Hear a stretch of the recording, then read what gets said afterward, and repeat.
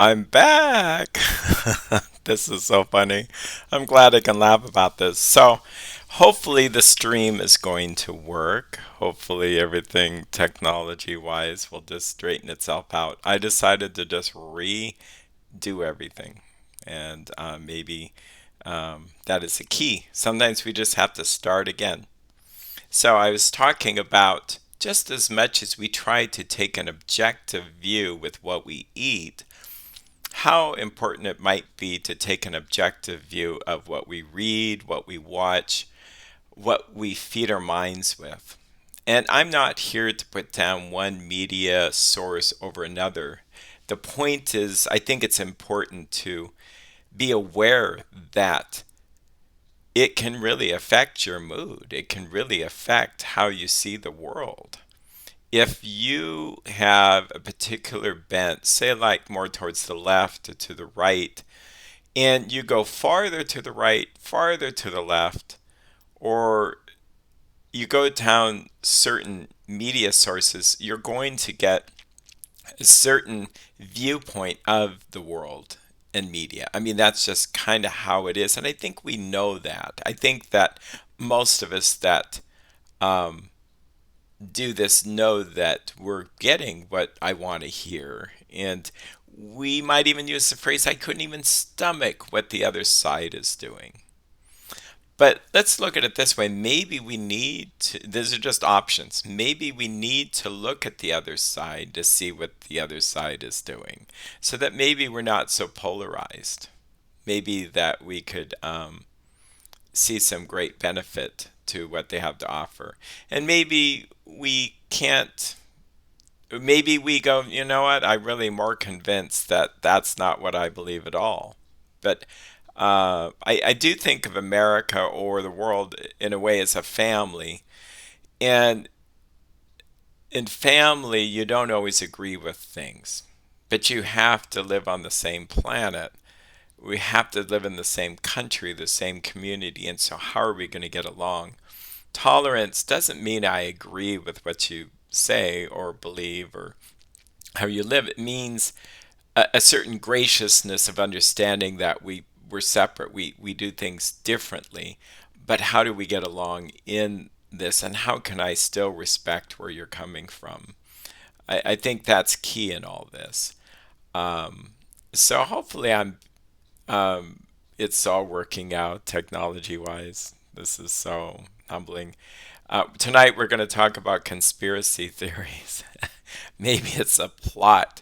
The government's trying to end my live stream here because they don't want me to bring the good news or positivity or all that. That's meant to be totally funny, and maybe it's funny for some of you and not for others. Um, so the thing is, I was going to start talking about if the media was like a smorgasbord, you can actually pick what you want to sample. You might sample a little CNN or NBC or ABC or Fox News or The Blaze or um, I started looking at some media sources that I had never really heard of. Oh, overseas media is fascinating. Um, you get different points of view, and I think sometimes we're, no pun intended, but fed up with things that aren't really accurate. It's more an opinion. And so I put together some questions about this. If we look at some of the additives to what we're trying to get, like, do I need all these preservatives and additives to it, or do I just want the plain broccoli or the things that are actually food, something that's important? Um, yeah, an additive is perhaps someone's point of view or perspective of, and do I really need that? Do I really need that slant? Do I need that animosity? Does it contain, does my media contain sarcasm, put down, belittling, angry overtones? Is that going to affect me and my mood? Yeah, is this is this really going to help me any? Um, does it have hints and notes of conspiracy theory, terrorizing, and fear mongering? How will this affect my nervous system? I love pizza. Pizza's good. Would I want it 5 nights in a row? It might begin to affect my gut. So the thing, and is it really good for me? Is it well balanced? Maybe not. So am I in the mood for Fox or am I in the mood for CNN tonight? You know? And I think that's what we want to ask ourselves. And maybe I should not even have either, just to take some time to have a break from the media. I, for a while, do that until so many amazing things were happening in the universe that I just couldn't stay away. But for a while, I would use the phrase, I'm fasting from the news. It just really doesn't. Like, the question is, how will I need to know this and how will it make a difference? Like, uh, how is this going to improve my life? Unless I'm maybe praying about the situation or the challenge. And do I? I mean, do I watch something? Let's see what good. I got a good that this is good. Um, yeah, a good question is what difference would this make in my life if I watch this or not? Am I really going to pray about it seriously? Or am I just going to watch it, soak it in, let it soak into my brain, and then and maybe it invites arrogance in me because some of the news is so about putting down the other side or I want to be in the know about something. And then I'll share what I know with the world and Facebook and all that stuff. So I don't know if that's really useful. This may seem out of oh, I don't know. I guess it's the live stream that I have, but I think it's a fascinating thing to share. There is we'll just call him a man. Um, he was a monk, Archimandrite Sophrony. Here is the book. And the church recognized him as a saint. The Orthodox Church did. But I was reading this book. I find this very useful. But this was hilarious when I read this. I mean, I think I might just read it and let you just soak it in. Um, so, for many years, the monastery's large sewing workshop was run by Father Diodoc, an exemplary monk in every way, meticulous to the last detail, a lover of the divine office, that's a church service, a erudite, a gentle disposition. He was held in respect by all. One year on his feast day, I went to see him and found him talking with some of his spiritual friends, a father confessor, that's kind of like your spiritual guide, Father Trophim, and Starets Silouan. That's this guy. Starets is a respectful name. It'd be like calling him father. The father confessor was relating something he had read in the newspaper, and turning to Starets Silouan, he asked, "What do you think about that, Father Silouan?" Batiushka, an endearing name for someone. I don't care for newspapers with their news. Why not? Because reading newspapers clouds the mind and hinders pure prayer. How odd, said the father confessor. For my part, I find just the contrary. Newspapers help me to pray. We live here in the wilderness, seeing nothing, in the wilderness, a monastery, seeing nothing, and gradually the soul forgets the world and becomes shut up in herself. Meaning the soul becomes shut up in herself. Prayer then slackens. But when I read the newspapers, I see how it is with the world, how people suffer, and that makes me want to pray. Then, whether celebrating the liturgy or praying alone in my cell, I entreat God for all mankind, for the whole world. So I could actually believe in that. I think that being aware of suffering helps me pray more fervently. It'd be the same as if someone says, my gosh, I was diagnosed with 4-stage cancer. it I feel bad for them, and so it makes me go to prayer because things like that you can't. I mean, you can fix it with medicine, but you can't really just fix it. Some things so humble us that we just have to go to God, or the God of our understanding. But this is what he said. How odd, said the father confessor. For my part, I find just the contrary.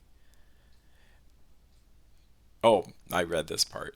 So, Father Silouan says, when the soul prays for the world, says Father Silouan, she knows better without newspapers how the whole earth is afflicted. She knows what people's needs are and feels pity for them. How can the soul know of herself what goes on in the world? Newspapers don't write about people, but about events, and then not the truth. They confuse the mind, and whatever you do, you won't get the truth by reading them. Whereas prayer cleanses the mind and it gives it better vision of all things. I don't quite see, said the father confessor. We all waited for Star at Silouan to reply, but the Star sat in silence, bent head bent down, not suffering himself to explain in the presence of the father confessor and the older monks how the soul can, in spirit, know the life of the world and the needs and the tribulations of men. When remote from all things, she prays for the universe. So that could be very spiritual, and it may not even be your faith tradition, but I thought it was very funny. So, when did this guy live? In the middle of the 1800s, and passed away and 1938. So he's saying he doesn't like the newspapers because it's fake news and it clouds the mind and disturbs pure prayer. And it, yeah, and it's not true. So I mean, and when I read that, that was during a time when there was a lot of people talking about fake news this and fake news that. I wonder how much truth there is in this. That how much of my own mind is clouded, how I'm confused by what I read. Would I be better off just spending 10 minutes in prayer and just lifting up the whole world, whatever the world's problems are, to God, rather than me trying to read about it and then have a fake sense of control with that? So it's something to consider. So back to our diet of the media. Um, do we want to be selective? Do we want to ask ourselves, do I really need to know this? How will I feel after reading about it? 4 to 6 hours.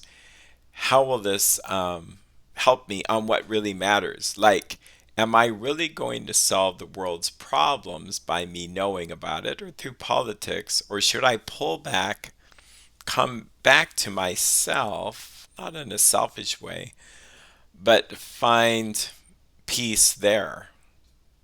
I sometimes think that if we just went just local, sustainable, just work with their own communities, that may be really important rather than the farther we go from ourselves, whether it's state government or federal government or even world government, we have less and less choice over something like that, except if we went to prayer. Conspiracy theories. I did a little research on that. It is a popular topic because they're happening a lot. This week, and I love my clients. I tend towards to believe that people do the best they know to do, and where they're coming from, there's always a story as to why they got to where they are and why they believe what they believe. It's easier to judge someone if you don't understand the story behind. And so if we were to listen for the story. So I had a person come in talking about there's containment camps that might be put together for the people, something about the virus. Maybe it's the people that aren't complying. Maybe it's the new way of quarantining. Instead of quarantine everybody, why not quarantine the sick and have them have a place to go? But the way it came out, it was like, oh my gosh, nervous system, alarm, alarm. This doesn't sound good. There's media I was aware of that talked about a transdermal chip that's going to be registering whether we've had the virus or not. I also heard about the security problems with Zoom.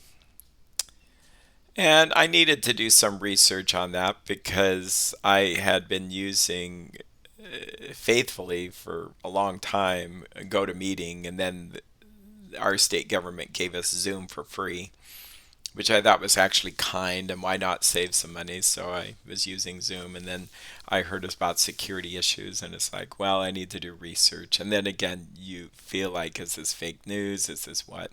How much time do I have to time to do this? So I had to deal with that. I did get hacked, by the way. So in the midst of having my password for 20 years and somehow now it comes across the screen, it's like, really? What have I changed? Using Zoom. So I'm avoiding Zoom. By the way, when it comes to conspiracy theories and well, we'll call it fake news or untruth. It involves health as well. I mean, it involves like food, articles about how they're destroying food and making monster food. I think people then watch this or absorb this, including myself, and then we actually get sick from the nervous system believing, oh my gosh, the food is poison. I'll be extreme. Um, my grandfather, I guess I'll free associate here. My grandfather, a cool guy, he came from Sweden by himself on a boat at 16 years old.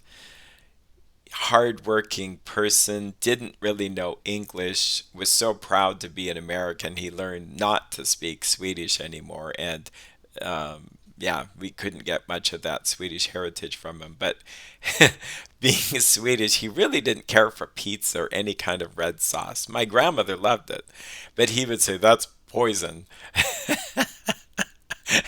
And we kind of thought, wow.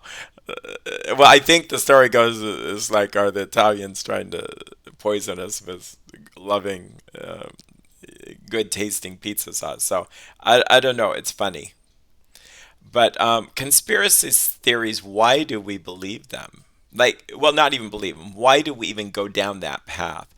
I think curiosity. Either we have a background that has allowed us to be a little bit distrusting of authority figures. There are situations where the caregivers we grew up with were not the most trustworthy people. So it's easier to probably believe if the government is doing something behind his back or a big industry is making tons of money off of people. Oh, yeah, now I'm not trying to promote a conspiracy theory, but I'm just throwing it out there that these things you're going to run into. So there is talk about these two drugs, chloroquine and resmetiver, and one's generic and one's not. And maybe there's a bent towards let's push the drug that makes the company more money. And it's like, really, can this really happen? Can this be? But then I have to pull back and say, well, yes, Eric, you believed this for some time, that sometimes capitalism goes off and becomes corporate greed. But how is that different now with the coronavirus? I think that's where we have to pull back and say, just because we have the situation we're in, doesn't mean that there's not good things in the world, but it also means that there's some not so good things in the world, and it's not new. It's not like some of these problems we have or because of the coronavirus, we've actually had them anyway. It's kind of like a dysfunctional, well, which family is functional, but the dysfunctional families problems with control and maybe misinformation and dishonesty and maybe even addiction gets worse under stress.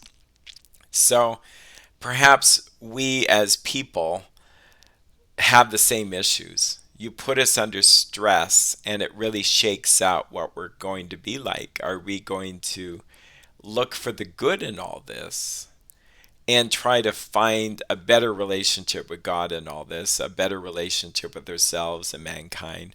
Or are we going to let, and I'll just say it, things get bitter, resentful, angry, and fearful? And the media is a vehicle for which both of those things can happen. If we look at the media and douse ourselves with things that are fearful, anxious, and by the way, those things existed before, they were just different. And if we couldn't find anything in the real world, we'd just go to a movie and watch something terrorizing. Um, and so that's kind of how we're built. It's kind of our limbic system wants to see this stuff. So, what would it be like to fast from this? To just do something different? Maybe you start with just being, and it's like a diet. How much calories am I putting into my body? Maybe that's the first thing. Second of all, is what is the ingredients? Okay. So with media, just ask ourselves, how much am I watching this? Do I wake up in the morning, and no one needs to answer this, and I include myself. Do I wake up in the morning and look at worldometers first to see what's going on? How many people have died last night in one day? Now, I will confess, I was doing that. I just did it because I was concerned. I just wanted to see what was going on, and I'd spend maybe 10, 15 minutes looking through worldometers to see. I don't do that anymore, probably because the urgency doesn't seem to be there. Could I have prayed first? Yeah, that would have been a better idea. Um, could I have done I tended to like things in the morning because I could stomach it better than late at night. And then, would I check on things in the middle of the day? Yeah, I would, because I had the time. My client load was lower, so I would check in on it and look at things. And then at night, I'd probably watch at least 1 hour, maybe 2 hours of it. Family members would leave. They would just, they weren't mad, they just left and said, well, when you're done watching that and you want to watch something more fun, we'll do that. And I thought that was pretty respectful, and it made, in a kind, simple way, it made me really think about what I was putting. It made me question, how fruitful is this? So, but thankfully, I don't do that as much. Um, Maybe it's because the dust has settled, the drama's a little bit less so. Um, Going away from it entirely doesn't seem to be what I want to do in my life yet. I think I want to know a little bit about it. I am intrigued. Oh, by the way, this is the other thing that I wanted to point out is if one's on Facebook or a social media, well, I don't have my cell phone in front of me, but the device will like come at you and say, hey, read me, read me. You got to see what's happening in the world. And that's like someone giving you a sample. Here, try this truffle. It's good for you. And it's like, oh, well, it's so easy. All I have to do is grab it, pop it in my mouth. And I just ate like 500 calories without realizing. And it was free. So the media is free too. And it pops it into your mouth, and you may not even realize you've just swallowed it, hook, line, and sinker. So Maybe we want to be very discerning. There was a time in my life where I was pretty sensitive to a number of foods and wanted to make sure I didn't eat something that would just make me upset the rest of the afternoon, that it didn't take much. So having having that kind of discernment about what I put in my mind, my soul, I think that would be pretty cool. And maybe that's what I'll try to do this next week, is to be very discerning about that. So beware when they come to you and want you to read the next and the latest thing. The technology around media is very powerful. Just to let you know, in some of my research with Zoom, Zoom is smart enough to know when you've left the meeting longer than 30 seconds. It can tell. Now, I don't know it's trying to manipulate you back to the meeting, but it can tell how long the attendees of the meeting are paying attention, or whether actually they can see you're clicking on other browsers and pretending to look interested. I don't know as they can actually look at you and see you. Now, that would be conspiracy theory. Conspiracy theories also happen when we're pretty powerless, when there's danger, that it inflames the need for self-preservation.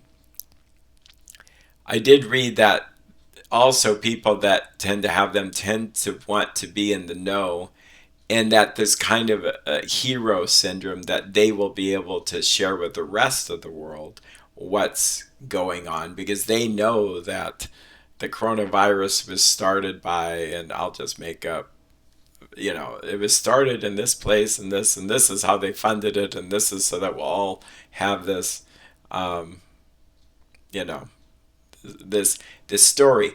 Just the idea that gossip exists, just the idea that stories get distorted. Communication is so easy to distort. Why wouldn't something start out as somewhat of a truth and then get more and more distorted? And if we look at the wiles of the enemy just takes certain truths and twists them, starting with the Garden of Eden. So there you have it. So we have to be so careful of this. Moving to a different um, topic, which I think is a really cool topic. My son, Joseph, who is not with us tonight, but he may be in a future stream, is a college student now. He decided he wanted to study psychology, of all things.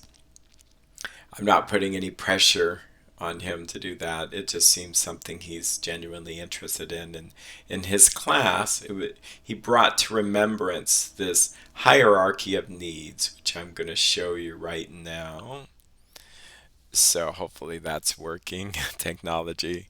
Oh, cool. Cool. I was able to bring up something different on the screen. So, Abraham Maslow was a psychiatrist, I believe, and he came up with this understanding that we have hierarchy of needs. And sorry if you already know this, but I do think it's fascinating.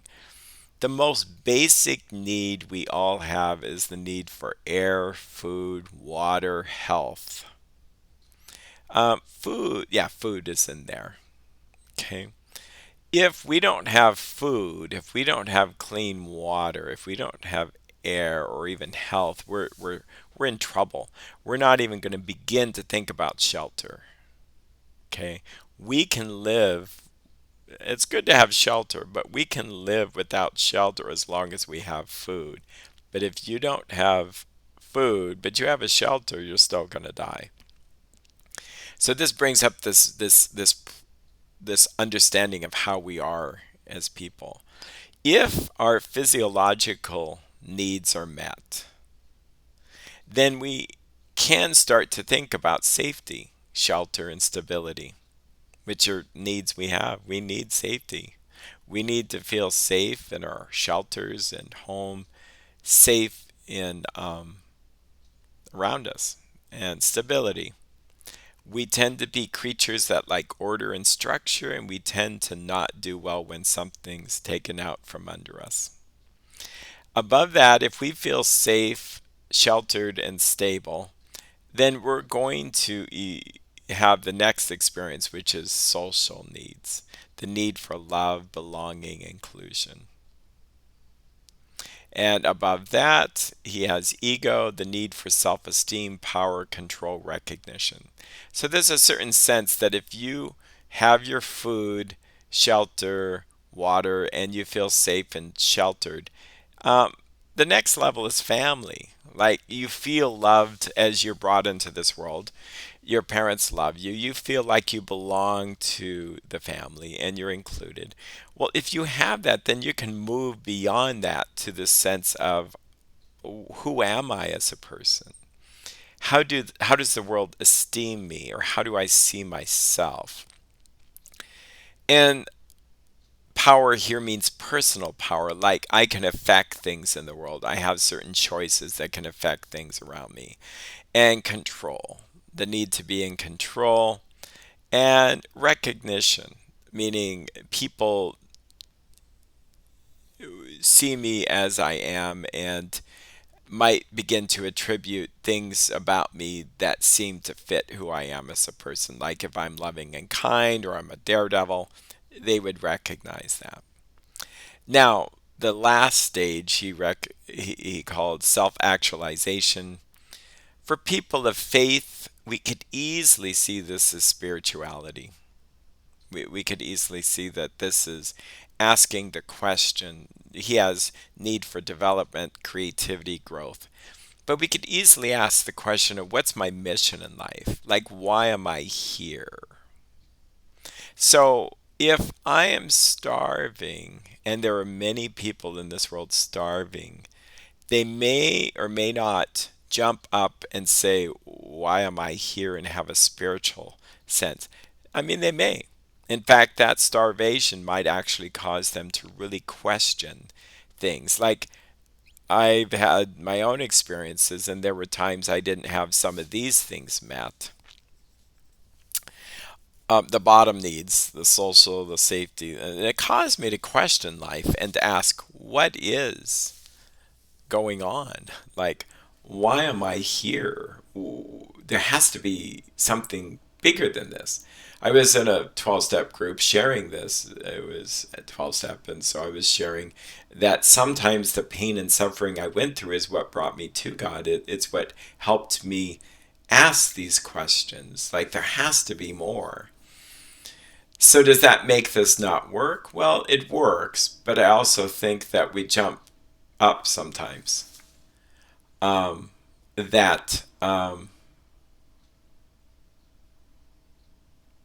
Wow, I'm having streaming problems. I'm so sorry, folks.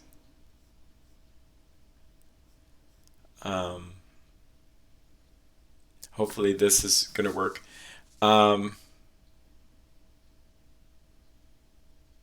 yeah, I'm getting a question. Hi, Eric. Do you have any experience with DBT and the concept of radical acceptance? If so, can you give us practical application of radical acceptance and how it relates to anxiety? Sure, I can.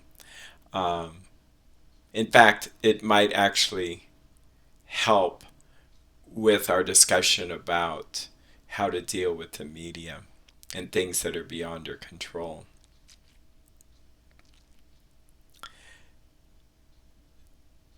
The and yeah, I'm sorry. It looks like we're having streaming difficulties, but this is going to be recorded, and so I'll just upload it afterwards.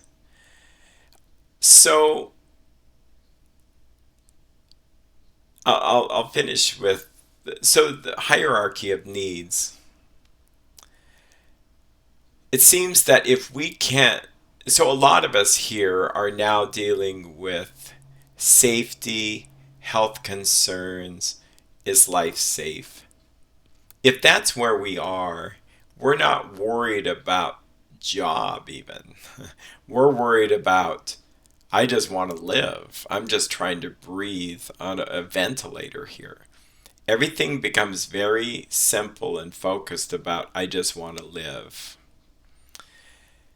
Other people are at a stage where the virus hasn't touched them in any health challenging ways. And so what happens is they may not have the empathy for the people that are struggling for health. And they may want to make the money that they need to make to support their families. And so they're not really, they're at a different place. I had heard someone say that we're all in the same boat. And the reality is, no, we're actually not. I mean, yes and no. Sometimes we are, but I think that there's different boats, and we have to be respectful of those different boats. Um,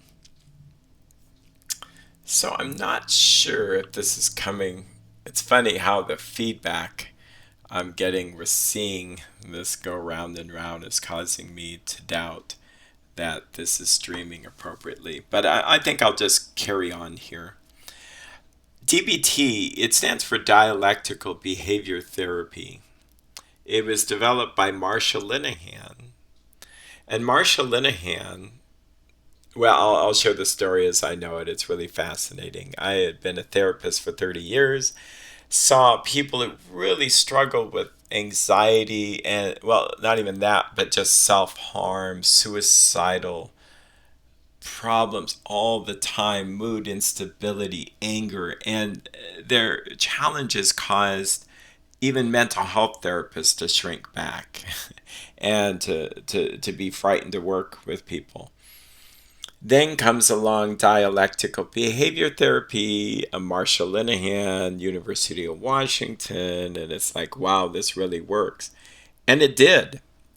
It single handedly seemed to change the whole mental health community to see that these troubled people really did have a legitimate disorder and they weren't just trying to make those around them miserable. So, what was the difference? Well, Marcia um, understood what cognitive behavioral therapy did for people. And she did a really good job of asking the question, how are we failing you? How are we not being helpful to you? And it's funny because people, I think, were afraid to ask this question because they felt that if we asked that or opened that door, we would hear about how we don't love people enough, we don't care enough. I've worked with people that had this particular disorder where they say 1 week I'm the best therapist that walked the face of the earth, and that the next week they said I should quit, that I'm harming people. And it's not even funny because as a therapist, you kind of take this seriously. You go, wow, I don't want to harm people. But it's really interesting that that was their world. So Marcia asked them, what, how are we failing? And they said, you really don't understand our world. So, so I think I'm going to make an executive decision here because I just see that I'm having technical problems, and while I'm running, it's not going the way it should. So I'm going to end the stream and start again. I am going to end the stream and start again. Um, is that the right thing to do? Let's do this first.